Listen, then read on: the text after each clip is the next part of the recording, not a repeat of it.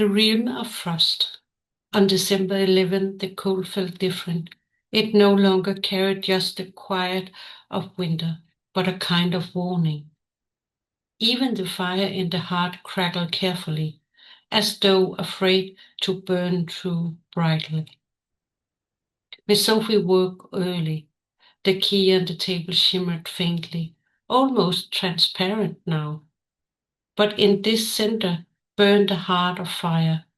It releases 3 tiny drops of ice that landed on the wood, forming a pattern like petals. A flower, she whispered. Wimsey appeared from the attic, her braids cropped, her nose red from the chill. You're right. It's an ice flower. Maybe it means we are going to pick something or freeze to death. Miss Sofie wagged her tail softly. We are going north. The ream of frost is waiting. North, Rimsa said, shaking herself so that snowflakes shattered from her hair. You mean that north up there? The one where even my toes get their own ice cubes. Oh, perfect. What else would one do on a Tuesday day? They set off. The landscape changes as they went. The trees became pillars of ice, and the air grew clear as glass. The snow beneath them glittered in 1,000 colors, and their silence deepened until even the sound of their breath seemed heavy. When they reached the open plain, they saw it before them, a castle made of pure frost, high, sharp, and magnificent, but eerie in its perfection. The towers glinted like blades in the pale sun, and the gates were covered in crystals that moved in rhythm with the wind. I can feel it, said Miss Sofie. He's here. He? The Frost King. The gate opened on its own. Inside the great hall, everything shimmered in shades of blue. The cold was so thick it had a sound, a low singing hum that seemed to come from the walls themselves. In the center of the hall stood the king, tall, mighty, clad in armor of ice that gleamed like silver and steel. His eyes were crystal, cold, translucent, unblinking. Welcome to my realm, he said, his voice like cracking ice. Why do you bring light here? Miss Sofie lifted her head. No melt what's frozen in fear. The king laughed. The sound rang out like breaking lakes. Fear protects. Fear preserves. Without cold, the world would crumble. Without warmth, said Miss Sofie, it would never live. She stepped forward, and the key began to glow. Light bloomed between her paws. A flame caught inside the glass.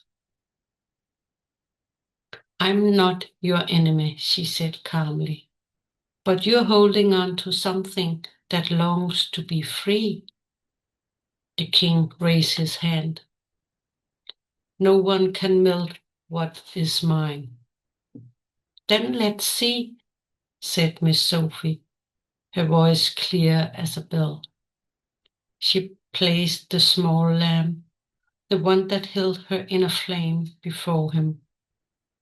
The light flickered for a moment, and then it happened. The flame grew, treating and trading it sway through the ice.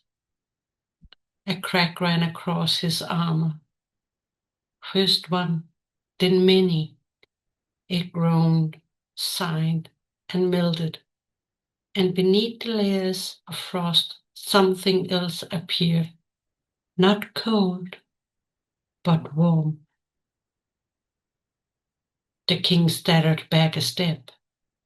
His face softened, his eyes lost their chill. "I had forgotten," he said quietly, "what it felt like to be whole." Miss Sofie stood still, her gaze steady, gentle. "Even frost can remember. You just forgot how to feel." He placed his hand upon his chest, where the ice melted away completely. There, where his heart should have been, glimmered a single crystal, shaped like a rose. He removed it and held it out to her. "Take this ice rose," he said. "It will guide you to the heart. But remember, when you follow the light, the darkness follows too. Even now it listens." She accepted the rose carefully. It was cold but alive. At its center, a tiny star shimmered, trapped in ice. "Thank you," said Miss Sofie. "I promise to remember both the cold and the warm." The king bowed his head. "Then you are more than the barrier of light. You are the balance between them." As they turned to leave, Miss Sofie saw the great hall change. The frost crystals became clear as diamonds, and a faint sense of winter flowers filled the air. Outside, Wimsey waited, shivering, her braids sparkling with frost. "Sofie, I thought you turned into an ice statue, and yours smelled faintly of royal perfume." "It's the heart of frost," said Miss Sofie, showing her the rose. "He gave it to me." "He gave you something?" said Wimsey skeptical. "I thought frost folk only gave frostbite." "He gave me something he'd forgotten," said Miss Sofie. "Trust." As they walked home, the ice rose glimmered in her paw, and the key began to glow again. For the first time in many days, it didn't melt. It shone. When they reached the house, Miss Sofie turned toward the snowy horizon. She thought she heard the Frost King's voice in the wind, low and gentle. "Guard the heart, little light, for what you're kindly can also burn." She smiled. "As long as it burns for good, nothing will freeze again." She curled into her donut, with the ice rose beside her and the key resting against her chest.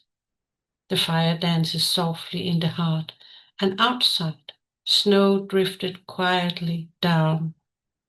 Light and cold had become friends, and the world felt whole once more.